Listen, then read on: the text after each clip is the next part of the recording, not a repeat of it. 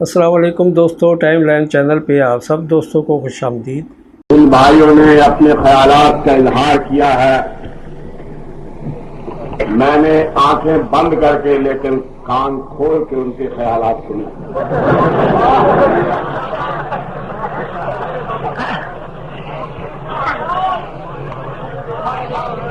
جو کچھ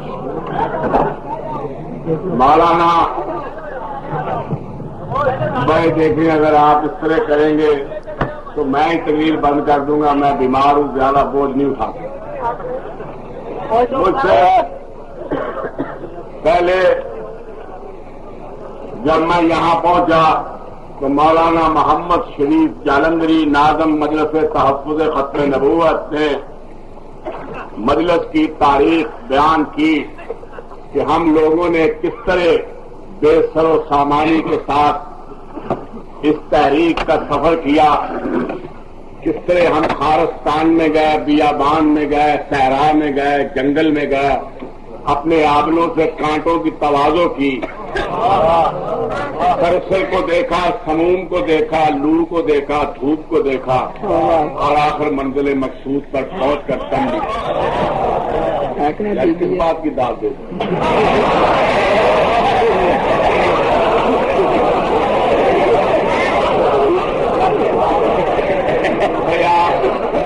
وقت میں اگر آپ زیادہ سے زیادہ، کیونکہ یہ میری بڑی، میں بہت خوش ہوں کہ آج اس جلسے کی صدارت میرے ایک عزیز اور مکرم بھائی کر رہے ہیں، جو حکومت کے قصر میں ایک آواز بھی رکھتے ہیں، جو اپنی دھڑکن کو مسٹر ذوالفقار علی بھٹو کی دھڑکن کے ساتھ ملا سکتے ہیں۔ میں کچھ باتیں ان کے لیے کروں گا، کچھ آپ کے لیے کروں گا، اور کچھ روا شریف کے لیے۔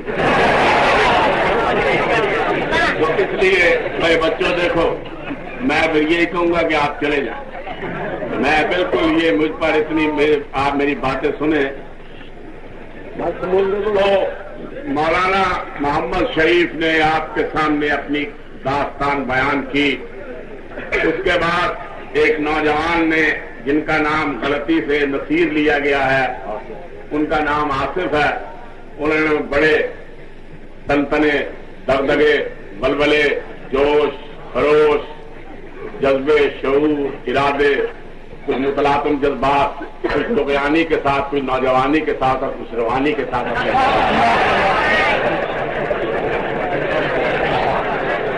میرے متعلق انہوں نے جو کچھ کہا وہ ان کی محض محبت تھی۔ نوجوان لڑکے ظاہر بات ہے کہ عمر رسیدہ لوگوں سے محبت ہی کیا کرتے ہیں، اگرچہ کبھی کبھی عمر رسیدہ لوگوں کو کٹی ہوئی پتنگ سمجھ کر ان سے لوٹنے کی بھی کوشش کیا۔ اس لیے ان کے خیالات اب مجھے بیان نہیں کرنا ہے، ورنہ پہلے میرے ذہن میں جو انہوں نے باتیں کی تھی وہ میں کرنا چاہتا تھا۔ اب میرے بھائی عطا اللہ بیٹھے ہیں، وہ ان پر میں نکتہ چینی نہیں کرنا چاہتا۔ انہوں نے غصے میں بہت سی باتیں کہہ دی ہیں جو میں سمجھتا ہوں ہیں تو ٹھیک، لیکن ہر بات کا ایک موقع ہوتا ہے، ایک محل ہوتا ہے۔ کبھی ہم میت پر پیانو نہیں بجایا کرتے، میت پر تو آنسو ہی بہایا کرتے۔ باقی ملک سعید صاحب نے جس جذبے اور جس ایمانی حرارت کے ساتھ اپنے خیالات کا اظہار کیا ہے، اور جیسا کہ میرے مکرم بھائی مولانا تاج محمود نے آپ کے سامنے ان کے بارے میں بیان کیا ہے، یہ حقیقت ہے کہ وہ اس تحریک میں اپنے دل و دماغ کی تمام توانائیوں، پہنائیوں اور گہرائیوں کے ساتھ ہمارے ہی ساتھ تھے۔ اور جس طرح میاں عطا اللہ نے، یہ امر واقع ہے، اس کی شہادت ہماری مجلس عمل میں تمام ایم این اے جو ہمارے ساتھ اپوزیشن میں تھے، خواہ وہ چودھری ظہور الہی ہوں، خواہ وہ مفتی محمود ہوں، خواہ وہ مولانا احمد شاہ نورانی ہوں، جتنے ہمارے یہ بزرگ تھے وہ بھی دیتے ہیں کہ انہوں نے ہمارا اس طرح ساتھ دیا جیسے وہ تحریک ختم نبوت کے دیوانہ ہوتے۔ تو یہ لوگ وہ ہیں جنہوں نے ہم نے ان کو صدارت اس لیے پیش نہیں کی، یعنی میں نے تو نہیں پیش کی، مولانا تاج محمود نے، کہ وہ کوئی وزیر ہیں یا مولانا کوئی ریلوے کا ٹکٹ مفت لے دیں گے۔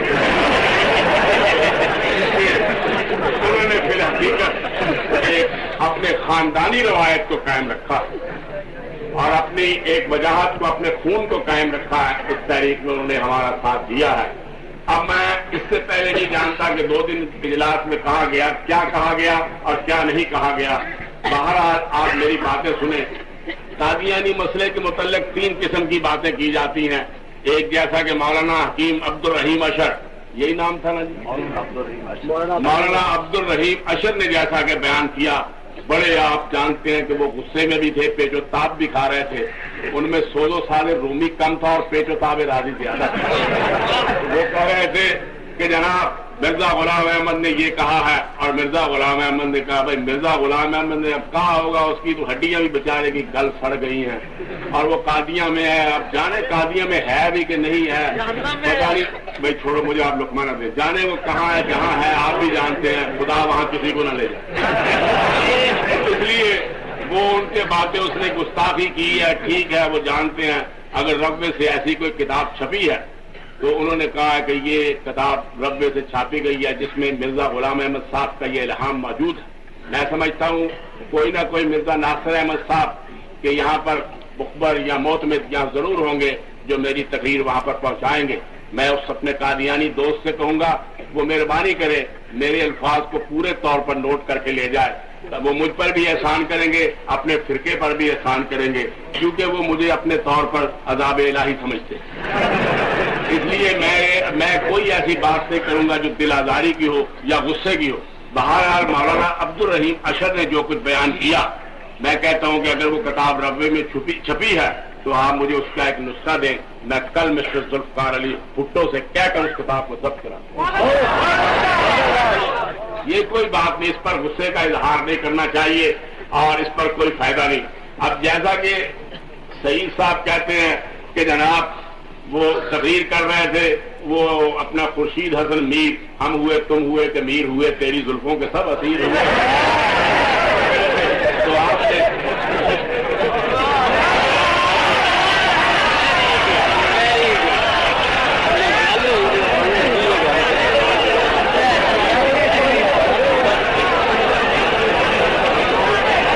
میرے بھائی ایوان کی اس بات کو نوٹ کرتے اور آپ نے بڑی داد دی ہمارے دوست نظر شاہ صاحب کی، جہاں روپیہ ہو وہاں مسلمان ضرور داد دیتا ان کی داد دی۔ لیکن بہرحال آپ سعید ایوان صاحب کی باتوں میں بہت سی باتیں تھیں، بڑی کام کی باتیں تھیں، ان کے بین و سطور کو آپ کو ملاحظہ کرنا چاہیے تھا اور دیکھنا چاہیے تھا۔ اب آپ یہ کہیں کہ وہ قائد عوام پر یعنی مسٹر ذوالفقار علی بھٹو پر تنقید کریں تو بھائی یہ بات ان کی پارٹی کا کوئی وفادار ایسا نہیں کر سکتا، یہ ناممکن بات۔ آپ نے وہ ابھی خورشید حسن میر کی آپ نے وہ بات میں بھی سننا چاہتا تھا کہ بھائی وہ کیسے گئے، کیا ہوا۔ میر کے کافی بھی آپ جانتے ہیں بڑے عجیب و غریب ہوتے ہیں، میر کی بدولت ہی چرخے پیر ہم پر عنایتیں کرتا ہے اور ہم پر نوازشیں کرتا ہے، تو اس لیے وہ باتیں آپ کو سن لینی چاہیے تھی، لیکن آپ نے ان کی بات نہیں سنی اور آپ نے کہا رامے صاحب کو جانا چاہیے۔ بھئی آپ رامے صاحب کو وہ تو نہیں بھیج سکتے، بھیجنے والا بھیجے گا اور ضرور بھیجے گا۔ کس کی بنی ہے عالم ناپائیدار میں؟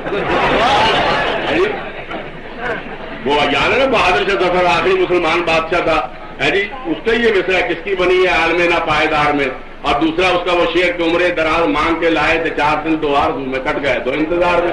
تو آپ کو سمجھتے ہیں یہاں تو بھائی انقلاب ہوتے ہی رہتے ہیں، رات کو وزیر ہوتا ہے، دن کو جے رحیم ہوتا ہے۔ کوئی ایسی بات نہیں ہے۔ آپ کو رامے صاحب کا کسی کا نام گستاخی سے یا بے ادبی سے یا توہین سے یا احانت سے نہیں لینا چاہیے۔ رامے صاحب نوجوان ہیں، اچھے آدمی ہیں، کیا پتا بابا 2 3 4 تاریخ کو خرسا بھی الگ اٹھا لے، ہمیں کیا پتا، یہاں تو کوئی پتہ نہیں لگتا۔ رات کو سوتے ہیں تو ہیر کے ساتھ، اٹھتے ہیں تو سسری کے ساتھ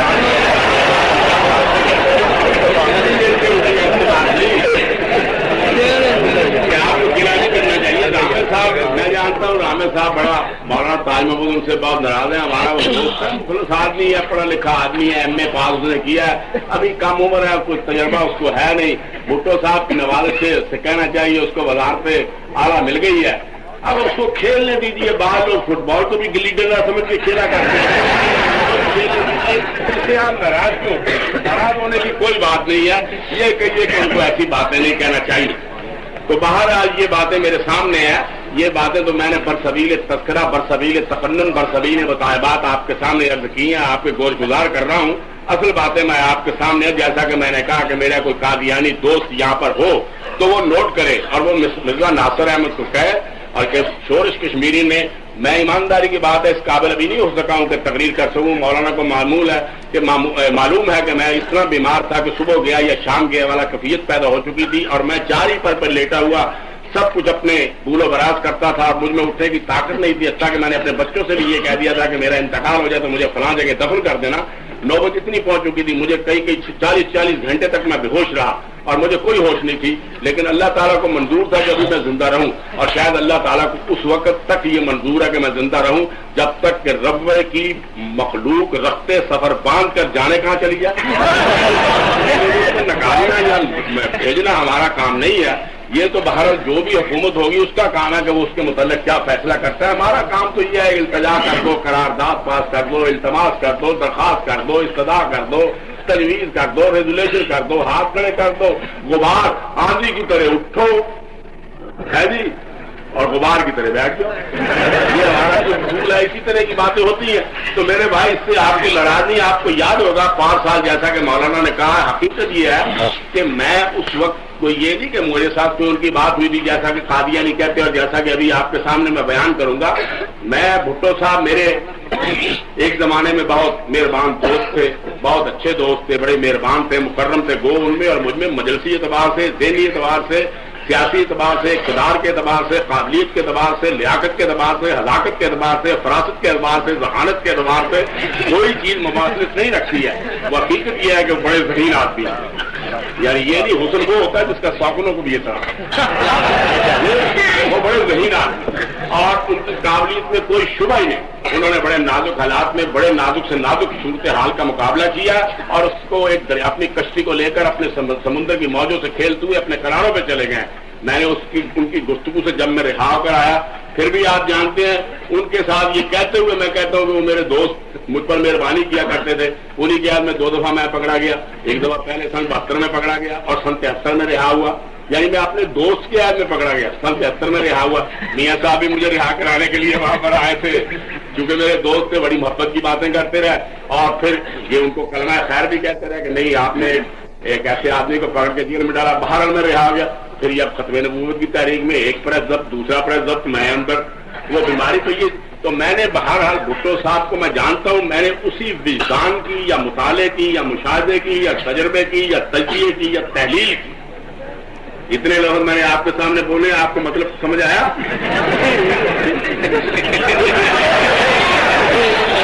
وہ ہمارے ایک بزرگ تھے عطا اللہ شاہ بخاری، جانتے ہیں آپ اس کو؟ ابھی میرے بھائی یاد تو بھائی عطا اللہ تو زندہ باد ہی، اس کو کون مردہ باد کرتا ہے؟ یہ عطا اللہ شاہ بخاری ہمارے وہاں لدھیانے میں بنگا میں تقریر کر رہے تھے تو فلسفہ معراج شریف بیان کر رہے تھے، معراج شریف کا، تو کہنے لگے جب رسول اکرم صلی اللہ علیہ وسلم سردار کائنات عرش معلیٰ کی طرف گئے تو کائنات جو تھی وہ رک گئی۔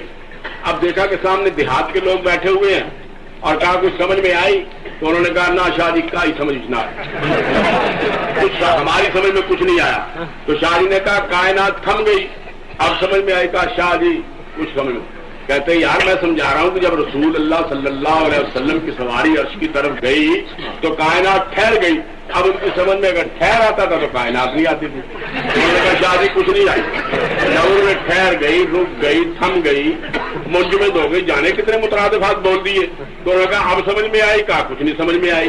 تو شاہ جی کی آواز آپ جانتے ہیں، کیسی آواز تھی پیاری۔ شاہ جی نے اسی وقت بول اٹھایا اور اپنی سریلی آواز میں کہا تیرے لام دا پیا لشکارا تے حالیاں نے حل ڈال،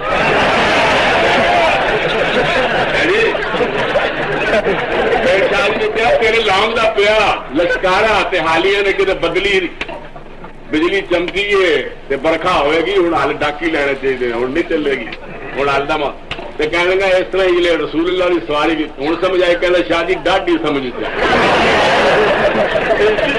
دو بھائی پانویں تجزیہ تحلیل جتنے سمجھ نہ آئے، میں نہیں مانا پنجابی نہیں آتے، اگر جی میں پنجابی ماں باپ کا پتر ہوں، میری ساری زندگی اردو دانا گزر گئی ہے اور اردو بھی ایسی दाना जी ने मुतल्लिक दाग दे गया थी कि अहमद पाक की खातर थी खुदा को मंजूर, वरना कुरान भी आता था ज़बान उर्दू। ये मैं सारी जिंदगी मैंने या कॉलेजों में, यूनिवर्सिटियों में या शहरों में तकरीरें की हैं, चंडोड़ वोट में तो आते भी भाई सच्ची बात है, मैं घबराता हूँ। लेकिन बहरहाल आप समझते आप सियाने बड़े हैं, क्योंकि आपने कादियां को वो पानी पिलाया है, वो पानी पिलाया है कि वो दरिया का पानी खत्म हो गया, लेकिन उनको वो पानी याद है, समझे। तो मैं ये अर्ज कर रहा था कि जनाब वो मैं जानता हूँ, तो मैंने भुट्टो साहब से मुलाकात, वो जो तजज़िया और तहरीर उनकी गुफ्तगू करते हुए मैंने कहा ये कादियानी इस पे बड़ा नाज करते हैं। ये मिर्जा नासिर अहमद ने मिर्जा मुबारक अहमद है, उनके एक भाई है ना, उनको रखा हुआ था भुट्टो साहब के पास भेजने के लिए। कोई जाया उनके पास पहुंच जाते थे, ये ताहिर अहमद और मुबारक दोनों, ताहिर अहमद, हाँ मेरे मुंह से निकल गया, ठीक आपने किया, ताहिर अहमद जाते थे, वो बातें बातें कर आते थे, कुछ निर्मला की बातें उठ जाती थी, और उसके बाद आकर तासुर ने, तो उनका ख्याल था कि हमने भुट्टो साहब को जनाब कैच कर लिया है, और अब भुट्टो साहब जो है ये हमारे लिए एक किस्म के कस्टोडियन हो गए। अब ये हमारी करेंगे, ये अम्ब्रेला हो गया, छतरी हो गया, बरखा होगी तो फिर भी हमारे लिए ऊपर छतरी की तरह रहेंगे। तो उनका यही ख्याल था। मैंने जब भुट्टो साहब से बातें की रिहाई के बाद, मुझसे वो मोहब्बत की बातें करते थे, और मौलाना ताज महमूद और मजलिस अमर मौलाना यूसुफ बिनोई मुफ्ती महमूद किबला सब ये शहादत दे सकते हैं, मैं अभी आपको आगे चलकर बात बताऊंगा। तो मैंने समझा था कि भुट्टो साहब तो ये बात गलत है कि नासिर अहमद का भुट्टो पर जादू चले, ये भुट्टो साहब ही इनको अकलियत करार देंगे और हम इन्हीं से अकलियत करार देंगे। पता नहीं क्या वक्त था, आप में किस बुजुर्ग की दुआ मेरे उस कोल के साथ थी कि फिर उसी साल आपने देख लिया कि भुट्टो साहब ने उनको अकलियत करार दे दिया। अब इंशाअल्लाह भुट्टो साहब इनको यहां से निकाले। आप क्यों गुस्सा करते हैं, क्यों नाराज होते हैं, यार ये रामे के पीछे क्यों पड़ गए? क्या छोड़िए यार, रामे भी कोई चीज है। और हमारा दोस्त है, यूं ही हमारे दोस्त के आप पीछे पड़ गए, जो कहता है कहने दो, दाग बुरा मानना तो उनके कहे का, माशूक की गाली से तो इज्जत नहीं जाती।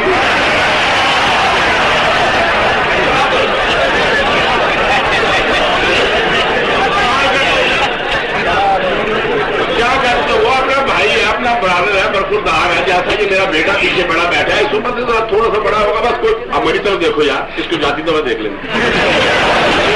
तो ये कोई ऐसी बात नहीं है। तो ये भुट्टो साहब के हाथ से ये बात हो। अब यहाँ जनाब मैं जो बातें आपके सामने करना चाहता हूँ, मैं इससे गाफिल नहीं हूँ। आप मौलाना इसकी शहादत देंगे जब जब आपने ये तहरीक ईमानदारी की बात अरे जिन्होंने किया खुदा आपने पैदा, बच्चे और लालपुर को ये कह लीजिए एक दिल था, एक दिमाग था, एक जुबान थी, एक बोल था।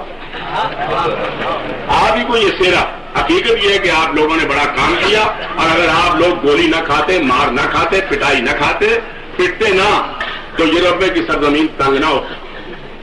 शायद आपके पैरों में एक दीवान गुलाम अब्बास रहता है, क्या नाम जी, गुलाम अब्बास, उसको बेचारे को बड़ी हमदर्दी सूझी थी, उसने मदद उनकी करता रहा। बाकी आपने जो काम किया सुभान अल्लाह। तो बहरहाल आप लोगों ने देखा, हम आपकी दाद देते हैं, लेकिन एक बात जो मैं आपसे कहना चाहता हूं, आप जरा सुनिए। जब पहले दिन मुलाकात हुई, वो लड़कों को मार पीटी वहां पर रब्बा के स्टेशन पर, अब डिस्टर्ब ना, मार पीटी, तो मौलाना ताज महमूद ने मुझे टेलीफोन किया लाहौर में। तो मैंने कहा बहुत अच्छा, हम इस पर कुछ गौर करते हैं, कुछ उलमा की मीटिंग बुलाते हैं, आप भी बुलाएं, फिर एक बात करते हैं। उसके बाद वो आपकी वजह से, आपकी बदौलत, आपके एहतजाज से वो तहरीक बड़ी फैली। जब वसी हो गई, तो वसी होने के बाद जनाब उसकी शक्ल बनी ये कि हम फलां तारीख को एक हड़ताल करेंगे। अब जब हड़ताल करेंगे, 14 जून को हड़ताल करने का ऐलान किया था, 14 जून को। तो मैंने ऐसी हड़ताल नहीं, ईमानदारी की बात है, सन 30 से मैं हड़तालें कराता रहा हूँ और हड़तालें देखता रहा हूँ, हड़तालों में से गुजरता रहा हूँ, लेकिन मैंने ऐसी कामल हड़ताल नहीं देखी। तो मैंने जब 14 जून से पहले भुट्टो साहब से मिला, उनकी खिदमत में हाजिर हुआ, उन्होंने मुझसे बातें की, 2-2.5 घंटे बातें होती रही। तो मुझे ये फख्र है, मैं अपने इस फख्र पर नाज करता हूँ। वो उस वक्त नहीं मानते, कहते नहीं यार क्या शोर, ये क्या मसला लेकर आ गए, छोड़ो इस मसले को। मैंने कहा नहीं सर, इस पर गौर करें। मैं बातें करता रहा, वो बड़े वसी मुताले के आदमी, मैंने उनको मैंने कहा आप उलमा से मिले तो सही। अब उलमा से वो जरा मिलने से जाते थे, वो कहते यार उलमा टू दी पॉइंट बात नहीं करते, और ये बात उन्होंने ईमान से गलत नहीं کہ ٹو دی پوائنٹ یار بات نہیں کرتے، یا تو کوئی ٹو دی پوائنٹ بات کرے، چار چوکس ہو، محاورہ بھی درست ہو، روزمرہ بھی درست ہو، برجستگی بھی ہو، شستگی بھی ہو، رختگی بھی ہو، پانک پن بھی ہو، ادا بھی ہو، حیا بھی ہو، ناز بھی ہو، بات کریں تو پھر اس کے بعد ہم ان سے بات کرتے ہیں۔ تو میں نے کہا نہیں سر، میں جن لوگوں کے آپ کو بزرگوں کے نام دیتا ہوں یہ آدمی بڑے پائے کے، ان سے آپ بات کریں۔ میں آ گیا، مولانا بیٹھے، ان سے قسم دے کر پوچھ لیں، مولانا شریف جلندری سے پوچھ لیں، یہ قسم سے بیان کریں۔ میں نے کہا جی آپ نے مجھ کو میں نے کہا جی یہ کلام ہڑتال کریں گے، کہیں ٹکراؤ نہیں ہونا چاہیے۔ وہ کہنے گے جو آپ کی مرضی کرو، میرا کوئی ٹکراؤ نہیں۔ انہوں نے کہا بھائی میرا کوئی ٹکراؤ نہیں ہوگا، میں کوئی لڑنا چاہتا ہوں، میں آپ کے ساتھ کرو جو ہم نے کہا بھی اب ہماری ہڑتال بھی کامیاب ہونی چاہیے۔ مسلمان کا بھی تو پتہ ہے نا کہ آپ جانتے ہیں بلا مار کے مجھے آگے دیوا پہ آنکھ نال گل کر کے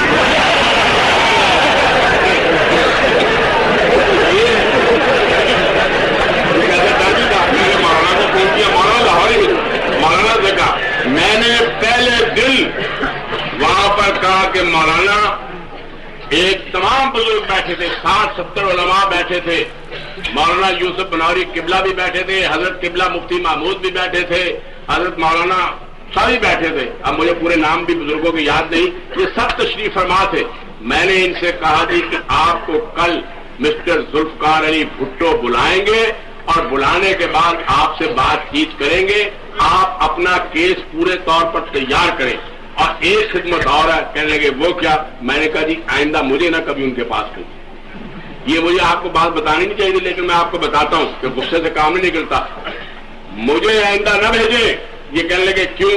میں نے کہا جی ایمانداری کی بات ہے، وہ مجھ سے اتنی محبت کرتے ہیں کہ میں ان کے احسان کے سامنے سر جھکا لیتا ہوں، میں نہیں جاؤں گا۔ حقیقت یہ ہے کہ جب مجھے ملتے ہیں مجھے کہتے ہیں تم میرے بڑے بھائی ہو۔ ایک دفعہ پہلی دفعہ جب میں ان سے ملا، میاں صاحب جب آپ نے رہا وہ اس سلسلے میں ہوا تو کہنے لگے شورش تم میرے بڑے بھائی ہو۔ میں چپ، اب اتنا بڑا آدمی مجھ جیسے ذلیل آدمی سے کہ یہ کہے کہ تم میرے بھائی ہو، ایک دفعہ کہا، دو دفعہ کہا، تین دفعہ کہا، کہتے مجھے بولتے کیوں نہیں؟ میں نے کہا جی نہیں میں تو خادم ہوں آپ کا۔ کہنے لگے پھر بھی تم بھائی نہیں ہو؟ میں نے کہا جی ہاں میرے بھی بھائی ہیں، حضرت یوسف کو بھی بہت سے بھائی تھے،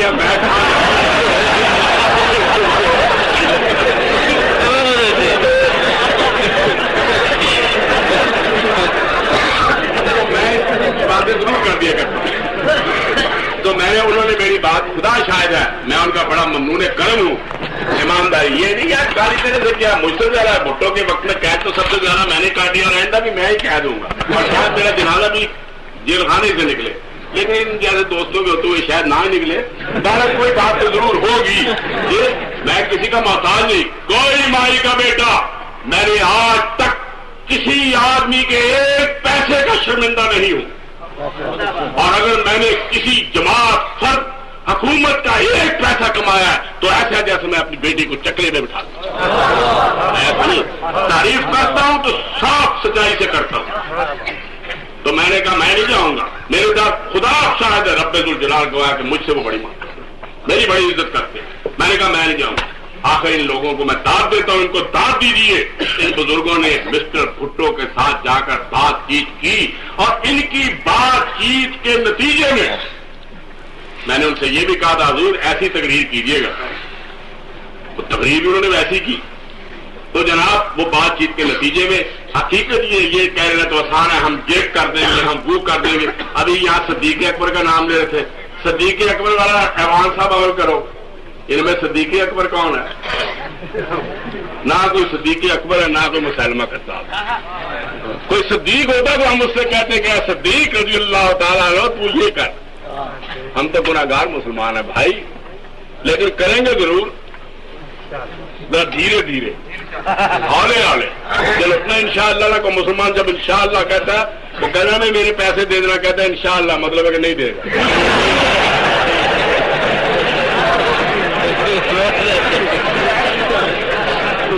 انشاءاللہ چھوڑو۔ تو میں آپ سے یہ کہتا ہوں، انہوں نے راضی کیا، انہوں نے اندر بڑا کام کیا۔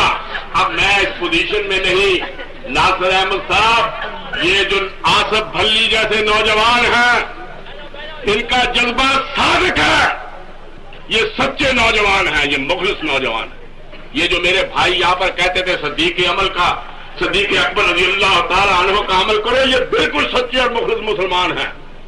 اگر تمہاری یہ ان کی شرافت ہے کہ انہوں نے اسمبلی میں جو تم نے شہادت دی اس کو بے نقاب نہیں کیا، اگر وہ بے نقاب ہوتی تو تم اسمبلی ہال سے باہر نہیں نکل سکتے، نہیں نکل سکتے تھے۔ تم نے یہ وہاں پر کہا کہ ہمارے مسلمانوں کے ساتھ اختلافات نہیں ہیں، مسلمانوں کے تو شیعہ اور سنیوں میں بھی اختلاف ہیں، اور جب ان سے کہا گیا کہ کیا اختلاف ہیں تو معاذ اللہ خاکم بدہن خاکم بدہن خاکم بدہن جو روایت مجھ تک پہنچی ہے، کیوں مولانا یہ روایت ہے کہ اس ناصر احمد نے کھڑے ہو کر اسمبلی میں کہا کہ شیعہ اور سنی میں یہ اختلاف ہے کہ شیعہ عمر فاروق کو اور صدیق اکبر کو گالی دیتے ہیں، اور صدیق اکبر کو اس لیے گالی دیتے ہیں کہ وہ حضرت فاطمہ پہ عاشق تھے اور ان کے ساتھ شادی کرتے ہیں۔ یہ داستانیں نہیں آئیں اور تم یہاں پر رہ رہے ہو۔ میں کہتا ہوں میں نے ٹھیک لکھا تھا اور اب بھی کہتا ہوں کہ یہی بات ہے، تم قانون میں ہاتھ میں نہ لو بھائیو، قانون گورنمنٹ اور ہم اس گورنمنٹ سے مطالبہ کر سکتے ہیں کہ یہ کرو۔ میں اس قسم کی باتیں اب آپ کے سامنے مرزا کے الہامات کا میں تو حافظ ہوں، میں صرف اس کے الہامات بیان کرنے شروع کروں، جو شخص ایسے الہام بیان کرتا ہوں کہ انتا منی و انا من کا، میں اس کے نطفے سے ہوں اللہ میاں کہ اور اللہ میرے نطفے سے ہے، اس کی بات ہی کیا ہو سکتی ہے؟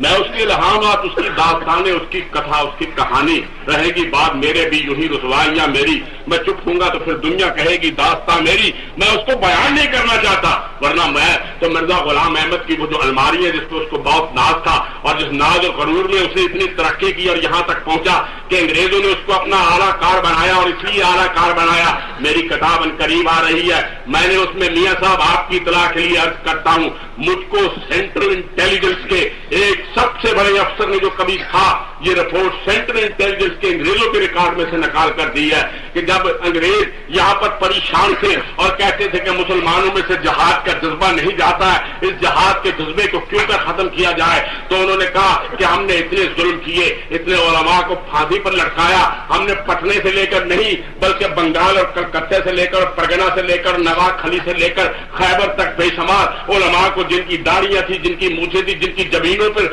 سجدوں کے نشان تھے اور جن کے پانچے اونچے ہوتے تھے اور جو 5 وقت اپنی زمینیں اللہ کے حضور میں جھکاتے تھے، ان کو ہزاروں کو لٹکا دیا اور اس طرح لٹکا دیا کہ ان کو درختوں کے ساتھ باندھ دیتے تھے اور باندھ دینے کے بعد نیچے آگ کا الاؤ روشن کر کے ان کی چربی کے پگل لے کر تماشا کرتے تھے، لیکن مسلمانوں نے کبھی جہاد سے ناراض نہ کیا۔ اگر WS ہنٹر نے ہمارے انڈین مسلمان میں لکھا ہے اور دوسری کتاب جو دستاویز برٹش میوزیم میں اوپن کر دی گئی ہے، میرے بھائیو ناصر احمد سے پوچھو جا کے کہ تمہیں وہ یہ باتیں بتائیں کہ جس کتاب کا نام ہے the rise of the British empire in India, اس میں یہ بات موجود ہے کہ مسلمانوں سے جہاد کی روح کو اسی طرح سلب کیا جا سکتا ہے کہ ان میں جہاد کی تنصیب کے لیے کوئی ربانی سند پیش کی، کوئی نعرے کی کوئی ضرورت نہیں بھائی، کوئی الہامی سند پیش کیجیے، اور وہ الہامی سند ہم اس طرح پیش کر سکتے ہیں کہ the rule of the British empire جو کتاب ہے، میں وہ بھی کتاب اپنے حوالے میں دے رہا ہوں، اس کتاب پر 5 پادریوں کے جو وہاں پر گرجے انگلستان کے گرجے کے سب سے بڑے لوگ تھے اور 5 برٹش پارلیمنٹ کے ممبروں کے دستخط تھے، انہوں نے لکھا کہ جب تک ہم ان میں ایک پیغمبر نہ پیدا کریں، اگرچہ پیغمبر کا لفظ پرافٹ کا ترجمہ ہے پیغمبر، کیونکہ پیغمبر کا لفظ کوئی عربی کا لفظ نہیں ہے، یہ لفظ ہے فارسی کا، اور ہم فارسی میں نبی اور رسول کے معنوں میں استعمال کرتے ہیں، ورنہ عربی میں 2 لفظ ہیں، ایک نبی کا لفظ ہے، ایک رسول کا لفظ ہے۔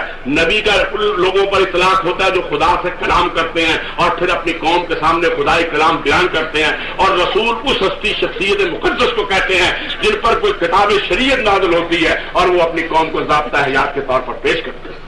چنانچہ جناب یہ 2 لفظ عربی لغت میں موجود ہیں، اور ان لفظوں کو تو نے کہا کہ جب تک ہم مولانا کوئی پرافٹ پیش نہ کریں اس وقت تک ہم مسلمانوں میں سے جہاد کی تنسیخ نہیں کر سکتے ہیں۔ چنانچہ اس کے بعد وہ بات جو میں نے ابھی آپ سے 5 منٹ پہلے بیان کی کہ وہ مجھ کو انٹیلیجنس بیورو کے سب سے بڑے جنرل نے یہ بتایا، سب سے ڈائریکٹر جنرل نے یہ بتایا، اور وہ مجھ کو وہ ڈاکومنٹ دے گیا ہے جو میں اپنی کتاب تحریک ختم نبوت میں نقل کر رہا ہوں۔ اس میں یہ کہا کہ جب یہ سوال پیدا ہوا اور یہ رپورٹ ہندوستان میں آئی اور پنجاب کے گورنر سے مشورہ کیا گیا اور اس پر تمام مشورے کے بعد ڈپٹی کمشنر سیال کوٹ کی ڈیوٹی لگائی گئی، اور ڈپٹی کمشنر سیال کوٹ نے نبوت کے لیے 5 آدمیوں کو انٹرویو کی خاطر بلایا، 5 آدمیوں کو انٹرویو کے لیے بلایا، 4 فیل ہو گیا، مرزا غلام احمد پاس ہو گیا۔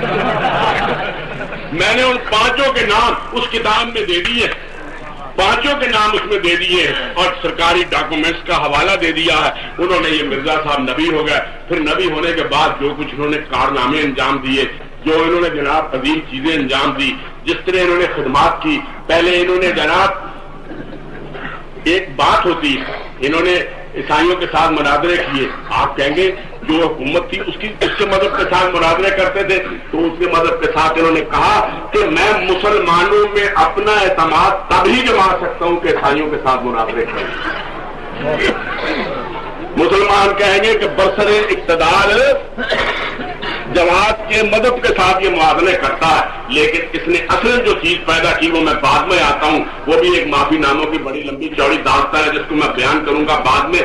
میں ان کے ساتھ مناظرے کرتا ہوں اس لیے کہ ان کے مناظروں سے میرا اعتماد قائم ہوگا، اور تبھی جما سکتا ہوں کہ عیسائیوں کے ساتھ مناظرے کریں۔ مسلمان کہیں گے کہ برسر اقتدار جماعت کے مذہب کے ساتھ یہ موازنے کرتا ہے، لیکن اس نے اصل جو چیز پیدا کی وہ میں بعد میں آتا ہوں، وہ بھی ایک معافی ناموں کی بڑی لمبی چوڑی داستان ہے جس کو میں بیان کروں گا بعد میں۔ میں ان کے ساتھ مناظرے کرتا ہوں اس لیے کہ ان کے مناظروں سے میرا اعتماد قائم ہوگا، جب میرا اعتماد قائم ہوگا تو تنسیق جہاد کا فلسفہ بھی قائم ہوگا۔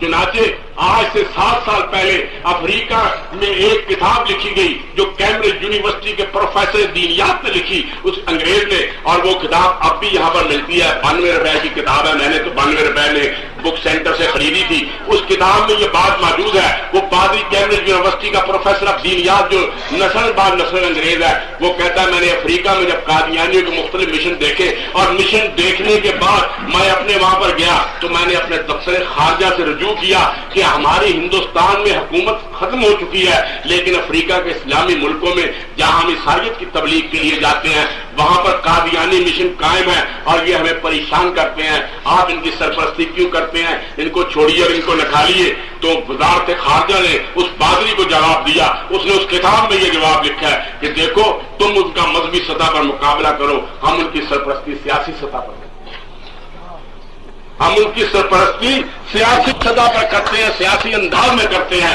یہ کتاب بھی موجود ہے اور میں نے چٹان میں اس کے حوالے بھی دیے تھے، اب اس کتاب میں بھی میں نے اس کے حوالے دیے ہیں۔ لیکن میرے کہنے کا مقصد بھائی یہ تھا کہ اگر مرزا غلام احمد کے عقائد میں پیش کرنے لگوں، اگر مرزا غلام احمد کی داستان پیش کرنے لگوں، اور اگر میں اس کی نبوت سے لے کر پلومر کی ٹانک تک کے واقعات پیش کرنے لگوں، اور اس کے بعد اس کی اولاد کے واقعات پیش کرنے لگوں، اور اس کے بعد نور الدین کے واقعات پیش کرنے لگوں، اور کیوں کر وہ مہاراجا جموں کشمیر نے اس کو وہاں سے نکالا، اور کیوں کر وہ یہاں آیا قادیہ میں، اور پھر اس کو خلافت کیسے ملی اور وہ خلافت کیسے دائمی ہوئی، پھر اس کے بعد محمد علی اور مرزا بشیر الدین میں اختلاف کیوں ہوا، پھر مرزا بشیر الدین نے کیا کام کیا، پھر اس کے بعد پہلی جنگ عظیم میں یہ کیا کرتے رہے۔ جب وہ عراق میں انگریزوں نے فتح کیا تو سب سے پہلا گورنر جو وہاں پر بنایا گیا میجر حبیب اللہ شاہ، وہ ولی اللہ زین العابدین ناظر امور عامہ قادیہ کا جناب چھوٹا بھائی تھا، اور وہ سب سے پہلا گورنر تھا، لیکن مرزا بشیر الدین محمود کا سالہ بھی تھا۔ پھر دمشق میں، پھر ترکی میں کیسے ہوا، پھر مصطفیٰ کمال کو قتل کرنے کے لیے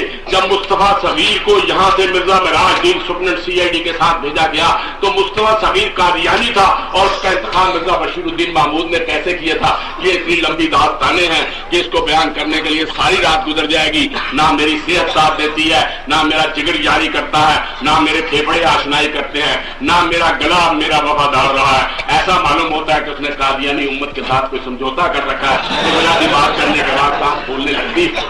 تو یہ داستانیں بڑی لمبی ہیں، میں ان کو آپ کے سامنے بیان کرتا رہتا ہوں، لیکن الحمدللہ مجھ کو یہ شرف حاصل ہے کہ میں نے زبانی نہیں، کیونکہ بھٹو صاحب کے ساتھ زبانی بات کرنے سے کوئی آدمی جیت نہیں سکتا، وہ حاضر جواب بھی ہیں، بھی ہیں، وہ ذہین بھی ہیں، ان کی گرفت بھی بڑی ہے، پکڑ بھی بڑی ہے، سیاستدان بھی ہیں، مدبر بھی ہیں، مفکر بھی ہیں۔ ان کے سامنے دستاویز رکھو، پھر دستاویز پڑھنے کے بعد وہ قائل ہوتے ہیں کہ ہاں یہ بات تم ٹھیک کرتے ہو۔ میں نے ان کے سامنے ان کی پوری سیاسی ہسٹری پیش کی اور اجمیر بہرحال میں کہہ یہ رہا تھا کہ یہ داستانیں آئی اور ان کو ہم نے اقلیت قرار دیا. اقلیت کا کریڈٹ مجھے پتا ہے, مجھ سے پہلے بھی میرے بھائی, میرے محترم, میرے دوست یہاں پر تقریریں کر گئے ہیں, انہوں نے کریڈٹ کے سلسلے میں کچھ زیادہ تھوڑی سی کنجوسی بھی کی ہے, تھوڑا سا بخل بھی کیا ہے. سیاست کھیل ہی ایسا ہے کہ سیاست میں کوئی دوسرے کو کریڈٹ نہیں دیتا. یہ برسر آتے اقتدار آتے ہیں تو ہمیں رنگے بلا کر پڑھنی دیتے ہیں, اور وہ برسر اقتدار آتے ہیں تو ہم پہ خستباری کرتے ہیں. یہ باتیں ہوتی ہیں, لیکن حقیقت یہ ہے کہ قادیانی مسئلہ کبھی حل نہ ہوتا اگر اپوزیشن جان کو ہتھیلی پر لے کر نہ آتی. اور بھٹو صاحب ہمارے ساتھ پر قانون کا, یہ ایمانداری کی بات ہے, ان کو بھی کریڈٹ ہے. لیکن آپ کا ایمان کامیاب ہوا, اسی لیے میں اپنے عزیز بھلی سے کہوں گا کہ تم کیا کرتے ہو. تم نے بڑی سخت تنقید حکومت پہ بھی کر دی, رامے پہ بھی کر دی. رامے تو بیچارہ یار اس پہ تنقید کیا ہی نہ کرتے, خدا کی قسم اس پہ تنقید کرتے گناہ کرتے. بات چیزیں مرکوز قلم ہوتی ہے, بات چیزیں اس قابل نہیں ہوتی جن کا کیوں اس پہ تنقید کرتے ہو, کیا فائدہ اس پہ تنقید کرنے کا. اپنے آپ پہ تنقید کیا کرو, کوئی فائدہ نہیں. یہ تو مرزا ناصر احمد کی اب چال یہ ہے, او میرے چنیوٹ کے مخلص بھائیوں, مرزا ناصر احمد کی چال یہ ہے کہ وہ ہمیں بھٹو سے لڑا دے اور پھر اپنا راستہ پیدا. وہ ہمیں بھٹو سے لڑا کر ہمیں ہماری فوج سے, ہمیں ہماری پولیس سے, ہمیں ہماری ایڈمنسٹریشن سے, ہمارے ڈپٹی کمشنروں سے, ٹھیک ہے ہمارے یہاں نالائق ہیں, کوئی نالائق ہر جگہ ہوتے ہیں, ہم نے بھی نالائق. میرے اسٹاف میں ایڈیٹوریل اسٹاف میں بڑے بڑے نالائق, ایسے ایسے نالائق ہیں کہنے کی بات نہیں. پولیس میں بھی پڑے گا, اگر پولیس کو تھوڑی سی بات پتہ لگ جائے, حق نواز کو پتا ہوتا مجھے مر جانا کمانا مر جانا, تو وہ کبھی سیکورٹی پولیس نہ بناتا. موت تو ہر ایک کے ساتھ چمتی ہے. یہاں فرصت کردار نفس یک دو نفس ہے, یہاں فرصت کردار نفس یک دو نفس عوض یک دو نفس قبر کی شبہائے قرار. کیا کرتے ہو بھائیو, موت تو سب کے ساتھ ہے. ہمیں قادیوں کے ساتھ لڑنا ہے, تم لڑتے ہو بھٹو کے ساتھ, کیا فائدہ. بھٹو کے ساتھ جاؤ اپوزیشن کے بات پر لڑو, میں بھی لڑوں گا تمہارے ساتھ, مجھ کو پھر قید کرا دینا, میں پھر میاں داؤلہ کو بلا لوں گا. کیونکہ مجھے میاں داؤلہ کا کوئی ڈاری نہیں, میں وداؤٹ ٹکٹ سفر ہی نہیں کرتا.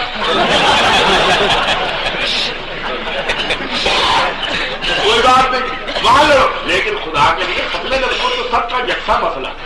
محمد کی غلامی تو سب کا یکساں مسئلہ ہے. جو محمد کی غلامی کا باغی ہے وہ شور کشمیری ہو یا خواہ بھٹو ہو, خواہ اللہ ہو, خواہ تاج محمود ہو, قابل قدر. محمد نہیں جو کچھ نہیں, وہ ہمارے آقا, ہمارے مولا, ہمارا سب کچھ. وہ تم سمجھتے ہو اب کیا کرنا, یہاں پر رات کھولوں, بڑا کام میں نے کیا.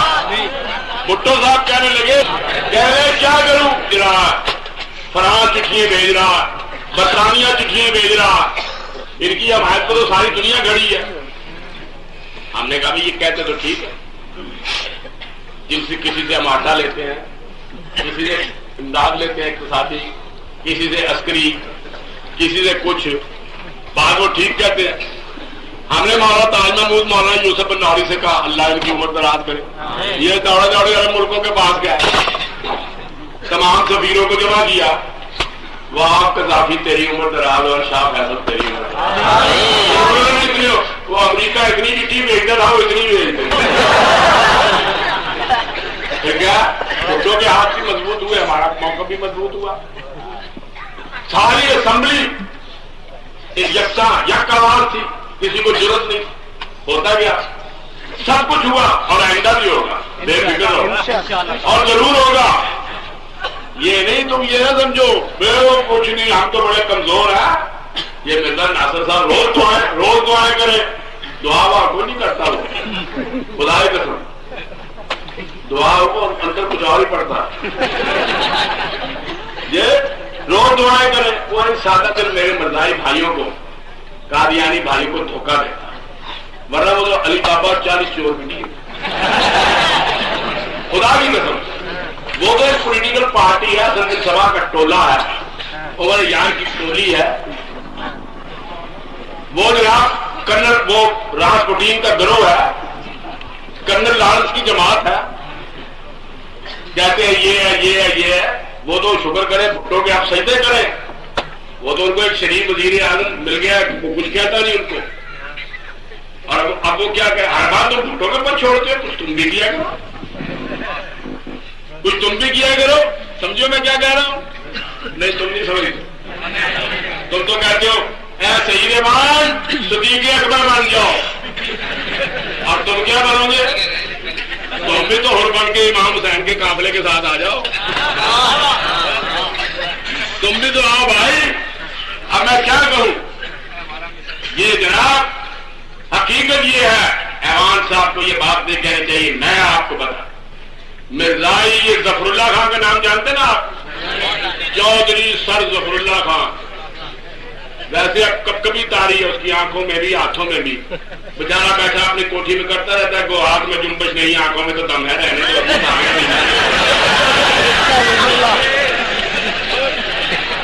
اور چپ چپ کے جوانی کے نشان ڈھونڈ رہا ہے. جوانی بھی دگا دے گی, ایمان پہلے دگا دے گیا تھا, جوانی کرتا رہا. یہ آپ کو معلوم نہیں, حقیقت یہ ہے. اور میں میاں صاحب آپ سے یہ بات کہنا چاہتا ہوں, میں خود جس دن بھٹو صاحب سے ملا, میری ان سے ملاقات ہوتی رہتی ہے, وہ مجھ پر مہربانی کرتے رہتے ہیں. ملا اور ان سے کہوں گا, میں بار بار کہتا ہوں, اخبار میں لکھتا ہوں, اور آپ کی وساطت سے ان کی خدمت اقدس میں نہایت ادب کے ساتھ پیغام دینا چاہتا ہوں کہ ان کو مسلمان قوم سے کوئی خطرہ نہیں. وہ قادیانی امت سے ہوشیار رہیں, وہ ان کے قتل کی سازش کرتے. اور میں قرآن پاک کی قسم کہتا ہوں کہ جس دن بھٹو کی انگلی سے قادیانیوں کے ہاتھوں ایک قطرہ خون بھی گرا, اس لوگے کو آگ لگا. یہ ہم نہیں برداشت کر سکتے. ہمارے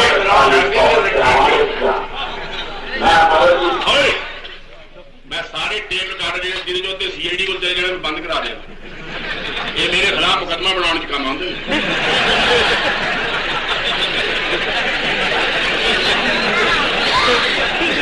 بھارت ٹیپ ریکارڈر پہ ابھی دسو, میں یار کھڑا ہو کے خرید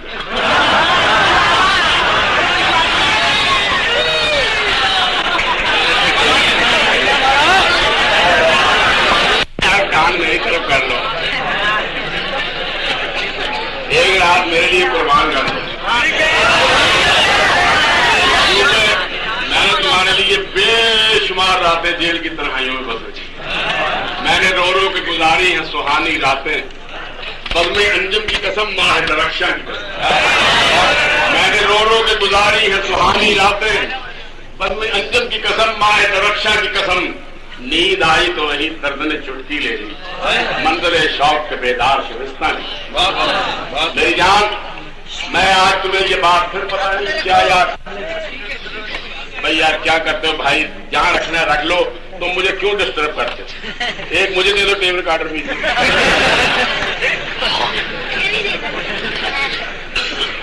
ٹھیک ہے بچے تم نے.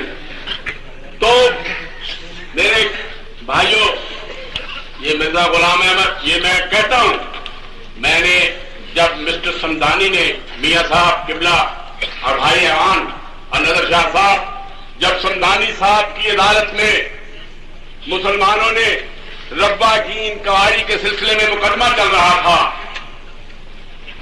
تو میں اس زمانے میں گرفتار تھا. مرزائی جرنیلوں نے بھٹو صاحب کو ایک میمورنڈم بھیج کر, یادداشت بھیج کر, یا کیا کریں جیو بھیج کر مجھے جیل میں کروا دیا. سخت بیمار تھا, میں نے بیماری کی حالت میں انہیں لکھا کہ مجھے شہادت میں بلایا جائے. مرزائی وکیلوں نے مخالفت کی. آپ جانتے ہیں کہ ایک تو بیچارہ اللہ کے ہاں چلا گیا, منظور قادر, خدا اس کی مغفرت کرے, وہ ان کے وکیل تھے. ان سے میں نے جا کر کہا, انہوں نے کہا شورج یار ہمیں اس کا اندازہ نہیں, غلطی ہوئی, میں چھوڑ کے چلا جاتا ہوں. ایک دوسرے وکیل حجاز تھے, حجاز نے مرزائیوں سے کہا میں وکیل تمہارا ضرور, تمہارے عقائد پر بحث نہیں کروں گا, میں مسلمان ہوں, اور شورش پر میں چلا نہیں کروں گا. اس دن میں آؤں گا ہی نہیں.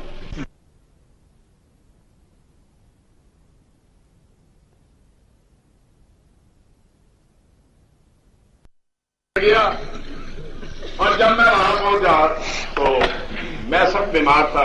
ڈاکٹر صاحب نے کہا بھائی ڈاکٹر صاحب ساتھ ہیں. میں نے کہا جی ہاں. ان کو بھی بلایا.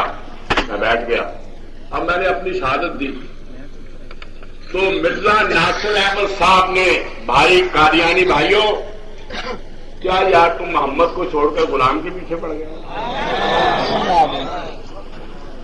نبی تو وہ تھا جس نے اونٹ چرانے والوں کو آدھی دنیا کا مانا، اور یہ کہا کہ نبی ہے کہ پیدا ہوا تو غلام، جوان ہوا تو ساری عرب دنیا تباہ، اور آگ اس گھر میں لگی ایسی کہ چوتھا چل گیا. یہ چنانچہ جناب مرزا وہ کہنے لگے. میں نے کہا سر ساری داستان بیان کی تو مرزائیوں نے میرے متعلق جج صاحب کو 2 سوال دیے. ایک سوال یہ دیا تھا کہ یہ جو ہمارے خلاف گڑبڑ ہوئی ہے یہ روس نے کرائی ہے، کمیونسٹوں نے کرائی ہے، اور شورش کاشمیری سے رشین ایمبیسی کا فرسٹ سیکرٹری آ کر ملا تھا. شورش صاحب کے ساتھ اس نے باتیں، صاحب تو کبھی وہ کہتے نہیں، صاحب تو میں کہتا ہوں، اپنے بھی تحریر کی بات ہے. تو شورش کے ساتھ اس نے باتیں کی، شورش نے اس کو کھانا کھلایا، اور اس کے بعد یہ لاوا پھونکا. یعنی گویا شورش نے سازش کی ایمبیسی کے ساتھ. پھر وہ مرزا ناصر احمد کے پاس شورش گیا اور اس کو جا کر کہا وہ طالب علم نشتر کالج کے آ رہے ہیں ذرا ان کو پیٹ دو تاکہ میری سازش مکمل ہو جائے. کوئی بات ہے بھائی، یعنی وہ میں نے پٹوائے تھے یہ. اور دوسری بات یہ کہی کہ بھٹو صاحب کے قتل کی سازش کی. یہ اخباروں میں چھپا اس لیے میں بیان کر رہا ہوں، میں باقی خفیہ شہادت بھی بیان کر رہا ہوں. میں نے کہا سر جہاں تک یہ روس کے فرسٹ سیکرٹری سے ملنے کا تعلق ہے، آپ کے لیے بھی چنیوٹ کے مسلمانوں کو حیرت ہوگی. میں نے تمام دنیا گھومی پھری، ہر ملک میں گیا ہوں، امریکہ گیا ہوں، چائنا گیا ہوں، جاپان گیا ہوں، اور ان کے راستوں میں جتنے چھوٹے بڑے ملک آتے ہیں سب جگہ گیا. ایک ملک ایسا جو مجھے کبھی ویزا نہیں دیتا، وہ روس. اور یہ پتہ نہیں کیوں نہیں سعید احمان صاحب کی ڈیوٹی لگاتا ہوں ذرا تحقیق کر کے، یہ مجھے وہاں نہیں جانے دیتا. چنانچہ جناب میں نے کہا جی وہ تو میرا نام بھی نہیں سننا چاہتے، اور میرے کمیونسٹ بھائی مجھے ریئیکشنری کہتے ہیں کیونکہ میں مذہب کا نام لیتا ہوں. میں ٹھیک ہے، نہ میری داڑھی ہے نہ مونچھیں ہیں، گناہگار مسلمان ہوں، روس سے آؤں، لیکن وہی بات جو ظفر علی خان نے کہی ہے کہ دیار یثرب میں گھومتا ہوں نبی کی دہلیز چومتا ہوں. دیار یثرب میں گھومتا ہوں نبی کی دہلیز چومتا ہوں، شراب حق پی کے جھومتا ہوں، رہے سلامت پلانے والا. یا وہ آپ کو کسی نے ضرور سنایا ہوگا عام شعر ہے کہ نماز اچھی، حج اچھا، روزہ اچھا اور زکات اچھی، مگر میں باوجود ان کے مسلمان ہو نہیں سکتا، نہ جب تک کٹ بنوں میں خواجہ یثرب کی عزت پر خدا شاہد ہے کامل میرا ایمان ہو. ایمان کامل تو تبھی ہوتا. اور رسول اکرم صلی اللہ علیہ وسلم واہ واہ واہ. اب چھوڑیے، میں جا رہا جب میں یوں ہی بات سے بات نکلتی چلی آ رہی ہے، تقریر کا تواتر جو ہے وہ ذرا سیاق و سباق کی میناکاری سے کچھ ہوا چلا جاتا ہے. میں آپ سے عرض کر رہا ہوں جب میں کعبے سے فارغ ہو کر مدینہ منورہ جا رہا تھا اور میرے متعلق یہ تصور تھا ان لوگوں کے، حالانکہ کلندر جزو اور لا الہ کچھ بھی نہیں رہے، فقیہ شہر کاروں ہے لغت ہے اجازی کا. میں تو سیدھا سادہ مسلمان ہوں، کسی فرقے کے ساتھ میرا تعلق نہیں ہے، بس ایک گناہگار مسلمان ہوں. تو ایک دوست مجھے کہنے لگے یار یہاں تو تم اللہ کے حضور میں سجدے کرتے رہے، مدینے میں جا کر کیا کرو گے؟ اس کا خیال تھا میں وہابی ہوں، یہ اہل حدیث ہوں، توحید پرست میں ضرور ہوں. تو میں نے کہا یار ٹھیک ہے تم کیا کہتے ہو؟ وہ آقا کے پاس مجھے جانے دو. عزت بخاری نے کہا ہے ادب گاہے زیر آسماں ازرش نازک کر نفس گم کرتا می آئے جنید و باجدی بھی، یہ تو وہ جگہ. اور پھر بقول سید میر علی شاہ سیدنا رحمۃ اللہ علیہ کہ سبحان اللہ ما اجمل کا ما اسنا کا ما اکمل کا. اور کتنے میر علی کتنے تیری سنا گستاخ ہتھی کتنے جا رہے. میں نے کہا تم وہ کہتے ہو، کہتے پھر بھی وہاں کیا کرو گے؟ میں نے کہا کعبے میں جبین جھکتی ہے لیکن مدینے میں دل جھکتا ہے، وہاں یہ کروں گا. تو وہ سرور کائنات صلی اللہ علیہ وسلم. تو میں نے کہا وہ مجھے ریئیکشن کی سمجھتے ہیں، وہ کہتے ہیں کہ یہ نہیں، مجھے آج تک کوئی ملا نہیں. تو سر آپ کیا مجھ سے پوچھتے ہیں؟ مائی لارڈ سیدھی سادی بات ہے، گورنمنٹ رشین امبیسی کا کوئی سیکٹری آ کر کسی کو ملے تو CID اس کو واچ کرتی ہے. تھوڑی گورنمنٹ جڑے فرشتے نے توبہ توبہ نگیر آدھی نال لگے توبہ یہ تو سہ ہی آنے بابا یہاں کی حکومت سہ لینا بڑا مشکل. وہ میں نے کہا لگے رہتے ہیں جی. اور وہ اگر گورنمنٹ سے آپ پوچھ لیں اگر انٹیلیجنس ڈپارٹمنٹ یہ شہادت دے دے پرائم منسٹر صاحب کی طرف سے چٹھی آ جائے وزیر داخلہ صاحب کی شورش کو ہاں ملا تو میں جھوٹا ہے آپ میری ساری شہادت کو جھوٹا قرار دیں. باقی میں تو یہی کہوں گا کہ نہیں ہوا پتہ نہیں آپ اعتبار کرتے تو نے کہا نہیں مجھے اعتبار آ گیا نہیں ملا آپ کو. میں نے کہا بالکل نہیں. تو کہہ لیں گے یہ کیا بات ہے. کہتے ہیں کہ آپ لوگوں نے بھٹو صاحب کے قتل کی سازش کی ہے. میں نے کہا سر اسی کو کہتے ہیں جگر کا ایک شعر میں نے پڑھ کے سنایا عدالت کو کہ یوں تڑپ کر دل نے تڑپایا سرے محفل مجھے. یوں تڑپ کر دل نے تڑپایا سرے محفل مجھے. اس کو قاتل کہنے والے کہہ اٹھے قاتل مجھے. میں نے کہا جناب یہ میٹنگ تو ربوے میں مرزا ناصر احمد کی صدارت میں ہوئی تھی. اس میں ایک میجر جنرل تھا 2 بریگیڈیئر تھے 1 کرنل تھا جہاں پر بھٹو صاحب کے قتل کا فیصلہ کیا تھا. کہنے لگے ہیں آپ کے پاس ثبوت کیا ہے. میں نے کہا جی ان چیزوں کا کوئی ثبوت نہیں ہوتا. میں نے بھی ذرا اشاروں میں بات کی. میں نے کہا جی آپ بھٹو صاحب سے پوچھ لیں اگر وہ کہہ دیں شورش جھوٹ کہتا ہے تو یہ بات جھوٹ ہے. اگر وہ کہہ دیں سچ کہتا ہے تو پھر بات سچی ہے. اب آپ سمجھ جائیے راوی کون. راوی کون یہ تو چنانچہ جناب سازشیں یہ کرتے ہیں. جس دن سے بھٹو صاحب نے میاں عطاءاللہ صاحب ہم آپ کے ممنون ہیں. میں ان رہنماؤں کی طرح نہیں. میں اپنے رہنماؤں اور اپنے بزرگوں سے کہتا ہوں کہ اب بھی آپ نے جمہوریت کی شمع روشن کی تو لے چل ہاں مجھار میں لے چل ساحل ساحل کیا چلنا. لے چل ہاں مجھار میں لے چل ساحل ساحل کیا چلنا. تم میری فکر ذرا نہ کر میں خوگر ہوں طوفانوں. یا بقول جوش کے کیا نزا کی تکلیفوں کا مزہ جب موت نہ آئے جوانی میں. کیا نزا کی تکلیفوں کا مزہ جب موت نہ آئے جوانی میں. اور کیا لطف جنازہ اٹھنے کا ہر گام پہ جب ماتم نہ ہو. میرے بھائی آپ کیا کہتے ہیں میری تعریف کرنے کو دوسری طرف طبیعت جا رہی ہے تو میں اب بھی کہتا ہوں جس دن سے یہ فیصلہ ہوا ہے یہ قادیانی سازشوں پہ سازشیں کر رہے ہیں. یہ بھیگی بلی بن کے بیٹھے ہیں. یہ اپنی گھاٹ پہ بیٹھے ہیں اپنی کمی گاہ میں رہتے ہیں. یہ کہتے ہیں یہاں پر انقلاب لائیں کانسٹیٹیوشن کو توڑیں اور یہاں پر کوئی ایسی حکومت قائم کریں جو ہمارے ٹھپ کے مطابق ہو. اس کے لیے سازشیں کرتے ہیں اور ہمیں یہ چاہتے ہیں. اس کے لیے کئی ان کے پاس بہانے ہیں. انہی میں ایک بہانہ یہ بھی ہے کہ یہ ہمیں حکومت کے ساتھ لڑانا چاہتے ہیں. بھٹو کے ساتھ لڑانا چاہتے ہیں. بھٹو ہمارے ساتھ لڑے اور ہم انٹا غفیر ہو ہم مارے جائیں اور وہ کہیں دیکھا جناب آپ نے خبیثوں کی بات مانی. یہ کبھی نہیں ہم ہونے دیں. یہ کبھی ہوگا نہیں. قادیانی میں اب میں الزام شروع کرتا ہوں. نمبر 1 ظفر اللہ خان نے چٹان لکھا اور میں پورے یقین وثوق اور دعوے سے کہتا ہوں کہ اس فیصلے کے بعد انہوں نے آسٹریلیا میں آباد ہونے کی کوشش کی اور انہوں نے آسٹریلیا کا انتخاب کیا. آسٹریلیا کے وزیر اعظم نے ان کو جگہ دینے کا بھی فیصلہ کر لیا. لیکن خدا اس ریٹائرڈ بہت ہی بڑے افسر کی عمر دراز کرے جس نے آسٹریلیا کے وزیر اعظم کو خط لکھا کہ تم یہ سانپوں کی مالا اپنے گلے میں نہ ڈالو. میں اپنا نام تو نہیں اس کا بتا سکتا. یہ واقعات انہوں نے بہت کوشش کی. ظفر اللہ نے اب سنتے جائیے CIA سے ملاقات کی.